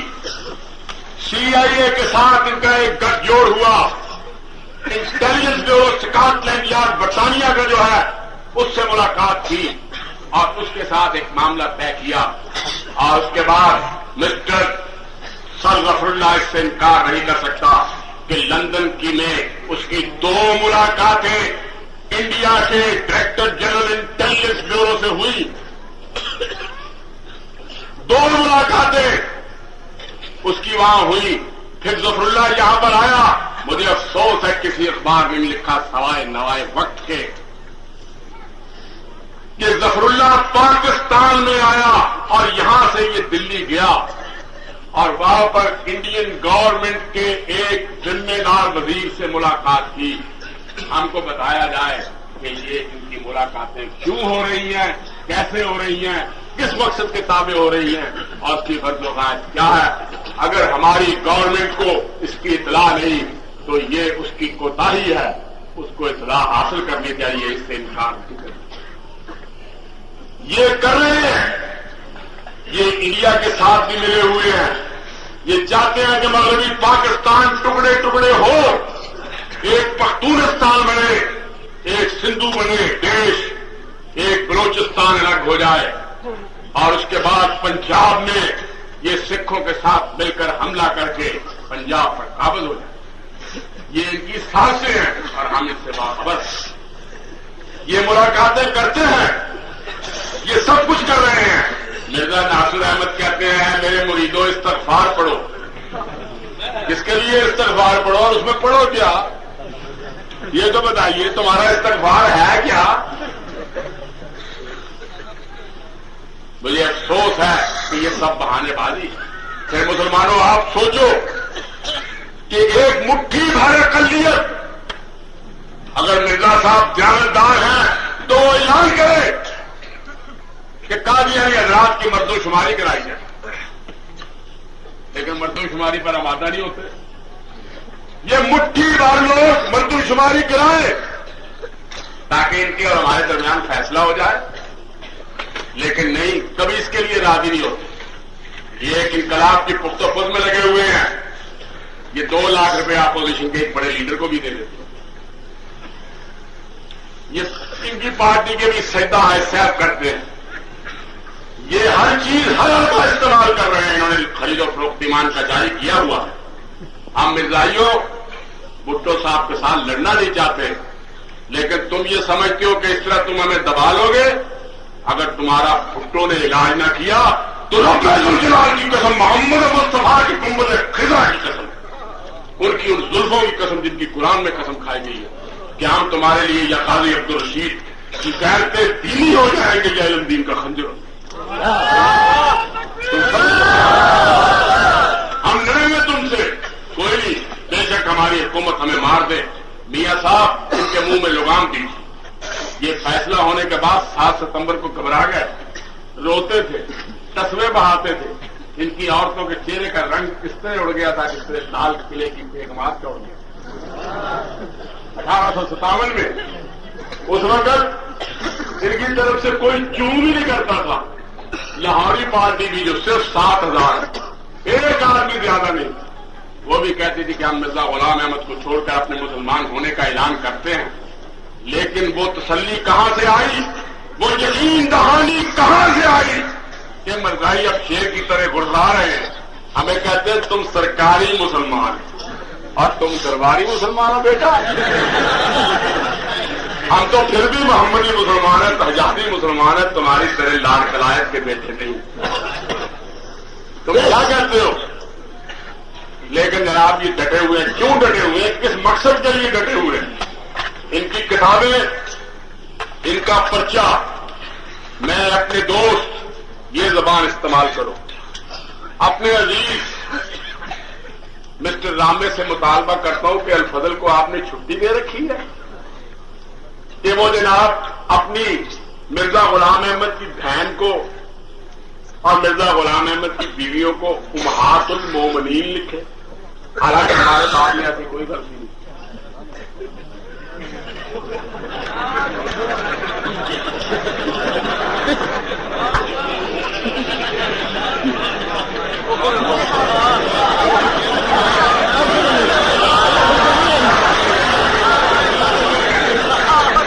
कैसे हो? कोई समझ गए? बैठ जा बेटा, कोई ऐसी गलती नहीं की ईमान से। ये हमारी मां कैसे हो गई?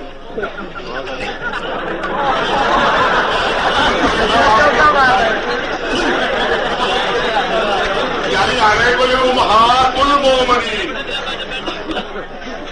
یعنی مرزا غلام احمد کی بیویاں ہماری مائیں ہیں. خدا کی قسم ہمارا باپ تو بڑا 5 وقت کا پابند ہے.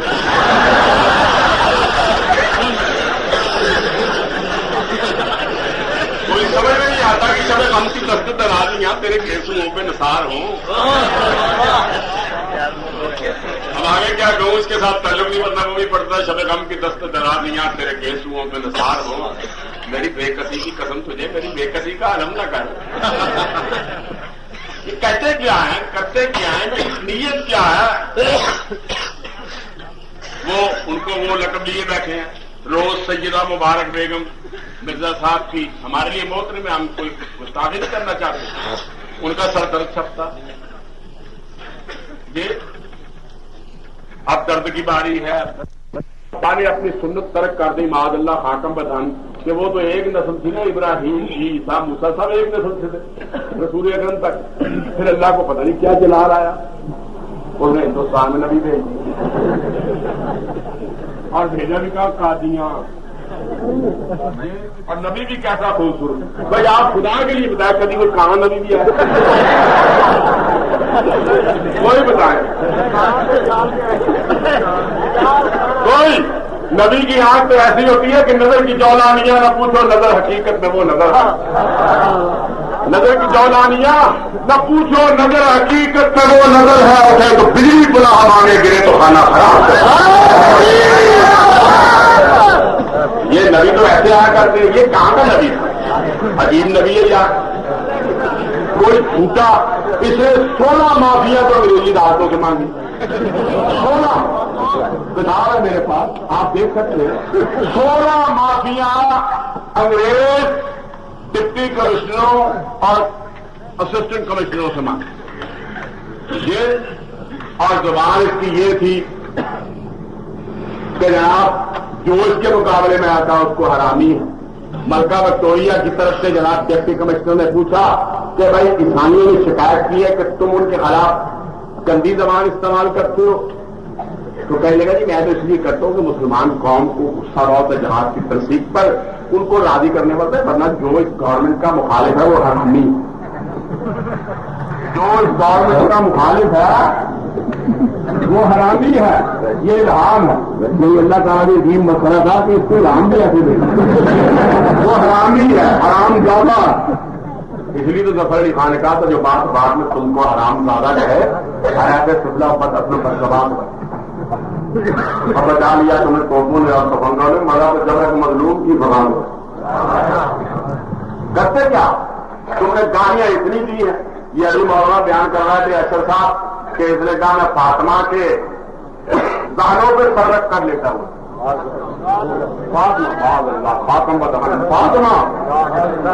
فاطمہ جو باپ کے انتقال پر رو رہی تھی تو کہا بیٹی رو نا تو سب سے پہلے میرے پاس آ. یہ وہ اس کے دانوں پر سر رکھ کے فاطمہ رسول اللہ کی بیٹی 1 ارب عورت آئی حضور کے دربار میں. اس کا ایک ہی بچہ تھا، قتل ہو گیا. اس نے اپنے چہرے پہ نقاب ڈالی ہوئی تھی. عربی کے 5 پر سے کہا کہ محمد میرا بچہ ایک ہی تھا، قتل ہو گیا. آواز زوردار تھی. صحابہ نے کہا اے عورت تو کس طرح بولتی ہے شہنشاہ کونین کے سامنے؟ اس نے کہا میرا ایک ہی بچہ تھا، وہ قتل ہو گیا. میں اس لیے تیزی سے بول رہی ہوں، میرے جذبات قابو میں نہیں، خون میں ارتاش ہے، گرمی اور حرارت اور تبصار ہے، میں اس لیے بولتی ہوں. اس نے کہا تجھے پتہ نہیں جو محمد عربی بیٹھے نقاب اٹھا کے بات کر. اس نے کہا صلی اللہ علیہ وسلم. اس نے کہا تم کیا کہتے ہو؟ میں نے کبھی نقاب نہیں پہنی، میں نے اس کے حکم سے نقاب پہنی اور اب میرا بچہ قتل ہوا، میری حیا نہیں قتل. جناب اس محمد عربی کی بیٹی پر مرزا صاحب گانوں پر سر رکھ کے لیتے ہوئے. اور ہم یہ کہتے ہیں یعنی کوئی گستاخ یہ کہہ رہے کہ میں راحت مبارکہ بیگم کے تھانوں پر سر رکھا تو وہ بھی گستاخ ہے. حالانکہ غلطیاں ہو ہی جاتی ہیں.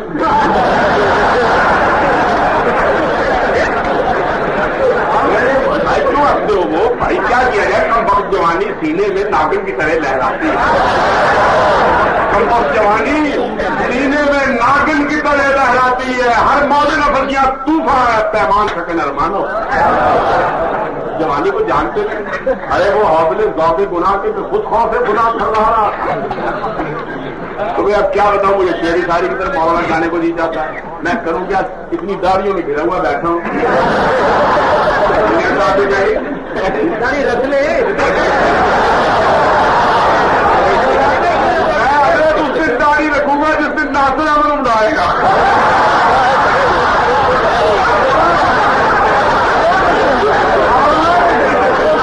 दाढ़ी तो रसूलुल्लाह सल्लल्लाहु अलैहि वसल्लम की सुन्नत है हजरत, नासिर अहमद की नहीं, रखनी चाहिए।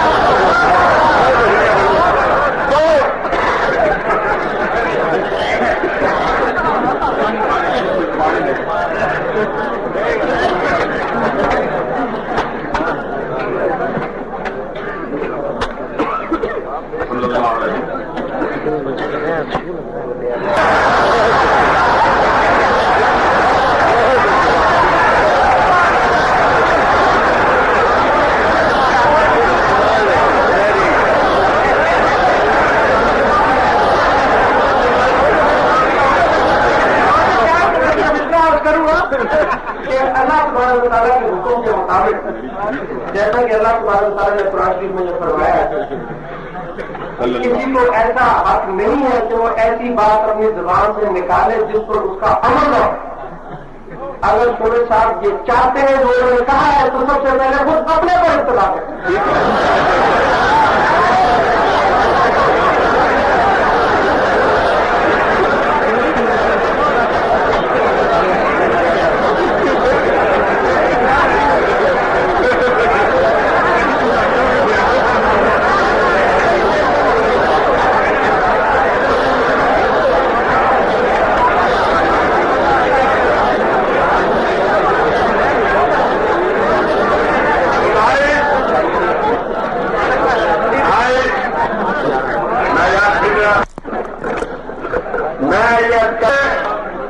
वहां पर ये है और मैं अनकरीब मुझे वहां से 7-8 टिकट आ चुकी हैं अरब मुल्कों से।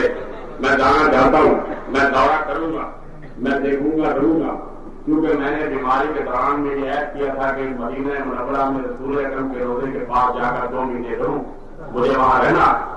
और मैं ये सारी आज हमारा दुनिया इस्लाम में प्रेस्टीज बढ़ गया। आज हमारे यहाँ छोटी सी मुसीबत आती है तो ये अरब मुल्क हमें 16 करोड़ रुपया और 10 करोड़ रुपया देते। ये क्यों देते हैं? इसलिए कि हम मोहम्मद के गुलाम, हम उनके नौकर हैं, हम उनकी खाके पांव उनके कुत्तों में कुत्ते हैं। हमारा आका मोहम्मद है, तो इसलिए ये चीजें हमारी बढ़ गई हैं। मैं सिर्फ ये कहना चाहता हूँ मियां साहब की मुसाफत से, मियां साहब किबला की खिदमत में, कि मियां साहब आपने मुझे किसी वजीर के मुंह पर उसकी तारीफ नहीं करनी चाहिए। खुद रसूल अकरम सल्लल्लाहु अलैहि वसल्लम ने फरमाया है कि किसी के सामने उसकी तारीफ न करो, और अगर कोई तुम्हारी तारीफ तुम्हारे मुंह पर करे तो उसके मुंह पर हाथ रख दो, क्योंकि किसी के मुंह पर किसी की तारीफ करना में जुमला वाजिब है। लेकिन एक तारीफ करना होता है, एक होता है इकराम नेमत। मैं पुरानी नेमत नहीं करना चाहता। मियां साहब मैं आपको मुबारकबाद देता हूं कि अपने आप में माँ बाप के खून की लाज रखी और इस मसले में हमारा साथ दिया। हम आपको कुछ नहीं दे सकते, इसका अगर आपके अल्लाह के पास है और आपके आका मोहम्मद अरबी के पास है, वो यकीनन आपके पास अपनी रहमत नाज़िल करेंगे। लेकिन हमें खुदा के लिए इन मज़ाहिम के इलाज से बचाइए। हम आपके साथ नहीं रहने चाहते। जब आसफ अली जैसे नौजवान ये बातें करते हैं तो उनका दिल फुकारता है, उनका खून बोलता है, उनके जज्बात बोलते हैं, उनके ख्यालात गर्दश करते हैं, उनके महसूसात में तेजी होती है, उनकी ताक़ुरात जो है वो बाला बुलंद हुए चले जाते हैं और वो सोचते हैं कि हमारे मुल्क में मोहम्मद के बागियों को और मोहम्मद के दुश्मनों को इतनी इजाजत क्यों है तो यहाँ पर रह रहे हैं। हम तक भी बर्दाश्त करें कि वो जनाब मिर्जा नासिर अहमद अपने आप को खलीफा कहलाएं। अगर वो खलीफा के माने नाइयों के माने में देखते हैं जो हमारे भाई हैं तो फिर अलग बात है। उनका जरूर कहीं सैलूट खोल लेना चाहिए। लेकिन वो अपने साथ पता नहीं क्या क्या लिखते हैं और क्या क्या नहीं लिखते हैं। वो हिंदुस्तान चला जाए, मैं हिंदुस्तान में उनके जाने का इंतजाम कर देता हूँ, काफी उनको भेज देता हूँ। लेकिन आपको ये सुनकर खुशी होगी کہ ہندوستان کے تمام مسلمان اخباروں نے ہماری بے پناہ تعریف کی ہے، ہمارے قصیدے لکھے ہیں، اور پٹنہ کے ایک ہندو جج نے ایک مرزائی مقدمے میں فیصلہ دیتے ہوئے یہ لکھا ہے کہ مرزائیوں کو مسلمان قرار نہیں دیا جاتا۔ یہ وہاں بھی ان کے لیے اب وہاں نہیں جاتے، اور یہ کہا ہے میں یہ کہتا ہوں کہ دیکھیے ان کو خدا کے لیے نجات دلائیے۔ اس وقت میاں صاحب بعض پوسٹوں پر، بعض مناسب پر، اگر کہ میں جناب احمد سعید صاحب کے ساتھ اتفاق کرتا ہوں کہ اس طرح ان کو نکال دینا شاید ہمارے لیے کچھ خطرے کا باعث ہو۔ یہ بھاگ کر چلے جانے والے بھی لوگ ہیں، یہ رات فروشی کرنے والے بھی لوگ ہیں۔ آخر ہماری پہلی حکومتوں نے ان کو بڑے بڑے عہدوں پر فائز کیا، اور اگر باہر جا کر ہمارے دشمنوں کے پاس ہمارے راز بھیج تو ہم کہاں جائیں گے؟ لیکن بہرحال ان کے زور کو کم کرنا چاہیے۔ مطلب پنجاب کا سیکٹری تعلیمات جو ہے پروفیسر عبدالرشید قادیانی ہے، اس کا ڈپٹی سیکٹری قادیانی ہے، اور یہ عربی مدرسوں کو قبضہ میں لینے کی سکیم ہے۔ اس قسم کے شراب بھی لوگ کر رہے ہیں۔ کبھی انجمن حمایت اسلام کا کہ اقبال نے وہاں سے قادیانی کو نکالا تھا، نگاہیں ڈالی جاتی ہیں، کبھی کسی پر نگاہیں ڈالی جاتی ہیں۔ لیکن میں مرزا ناصر احمد صاحب سے کہتا ہوں کہ دیکھیے تم بھٹو کی شرابوں سے فائدہ اٹھا کر اپنے آپ کو پورے کھوٹے پر باندھ دو، چپ ہو جاؤ اور یہ لٹریچر بند کر دو۔ یہ الفضل میں قرآن کا غلط استعمال چھوڑ دو، سیرت کا غلط استعمال چھوڑ دو، فقہ کا غلط استعمال چھوڑ دو، حدیث کا غلط استعمال چھوڑ دو، اسلامی اصطلاحات کا غلط استعمال چھوڑ دو۔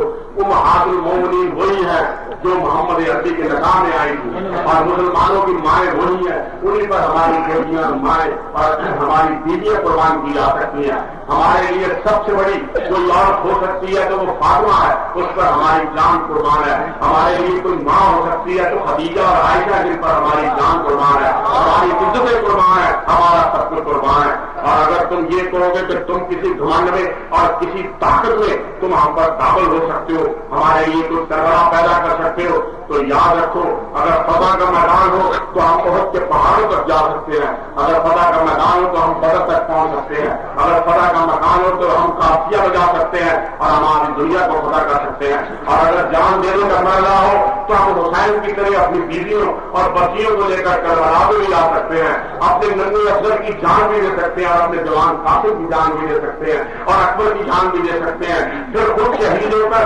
اپنی عورتوں کے خیموں کو لٹوا بھی سکتے ہیں اور ان کی تلاوت لٹوا بھی سکتے ہیں۔ پھر اگر ہمارا ایک بچہ بچے زین العابدین تو اس کے سامنے اس کے باپ حسین کا سر نیزے پر بھی لٹکوا سکتے ہیں، اور پھر اس کے موٹوں پر، اس کے شہید ہوٹوں پر بیت گھڑی بھی کرا سکتے ہیں۔ اور یہاں کو یاد ہوگا جب شمر نے کہا تھا کہ اے زین العابدین دیکھ یہ تیرے باپ کا انجام ہے، جو اس کا سر نیزے پر لٹک رہا تھا، اور دو بیت حسین کے مردہ ہوٹوں پر مار کر کہا کہ دیکھ اس منہ سے اس نے خلافت کا دعویٰ کیا تھا، بتا تیرا باپ سر بلند ہے تو ہم سر بلند ہے۔ تو زین العابدین وہ بیمار تیور بدل کر شمر سے کہتا ہے کہ اب بھی اذان اور اقامت ہو، اگر اس میں ہمارے نانا کا نام آتا ہے تو ہم سر بلند ہے۔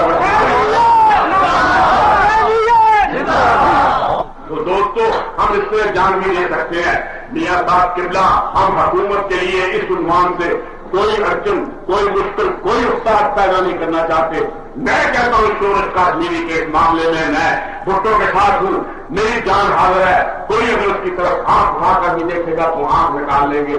لیکن اگر مرزائیوں نے یہاں سر اٹھایا اور ہمارے آئین کو توڑنا چاہا، اور کوئی انقلاب بیرونی طاقتوں کے ساتھ مل کر یہاں پر لانا چاہا، اور تحت میں انقلاب آیا اور کوئی راز فروشی ہوئی، تو پھر ہم مجبور ہو جائیں گے، ہم بھی لڑیں گے، وہ بھی لڑیں، آپ بھی تیاری کریں، وہ بھی تیاری کریں، ہم بھی ریوالور چلائیں گے، وہ بھی ریوالور چلائیں گے۔ اور اے مرزا ناصر احمد تم باہر آ جاؤ اپنی حرکات سے ناموائے کر، ہم تم کو برداشت نہیں کر سکتے ہیں۔ اگر تم نے 2 مہینے کے اندر اندر، کوئی وقت اتنا نہیں ہے، یہ مجلس عمل مقرر کرے گی، اپنی حرکات سے توڑا نہ کی اور اسلام کا پنڈ نہ چھوڑا، تو پھر تمہارے سوشل بائیکاٹ کی اور اقتصادی بائیکاٹ کی پہلے سے زیادہ تحریک چلے اس کے لیے تیار ہو۔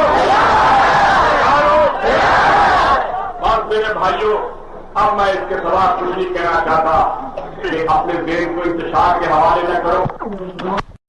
آپ سب دوستوں سے گزارش ہے کہ میرے اس چینل کو سبسکرائب بھی کریں اور بیل کے آئیکن کو کلک بھی کریں تاکہ ہر نئی آنے والی ویڈیو آپ سب دوستوں تک پہنچ سکے، اور ان علماء کرام کے بیانات کو اپنے دوستوں میں شیئر بھی کیا کریں تاکہ دین کی باتیں اور دوستوں تک بھی پہنچ سکیں۔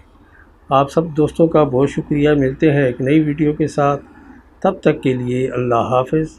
پاکستان پائندہ باد۔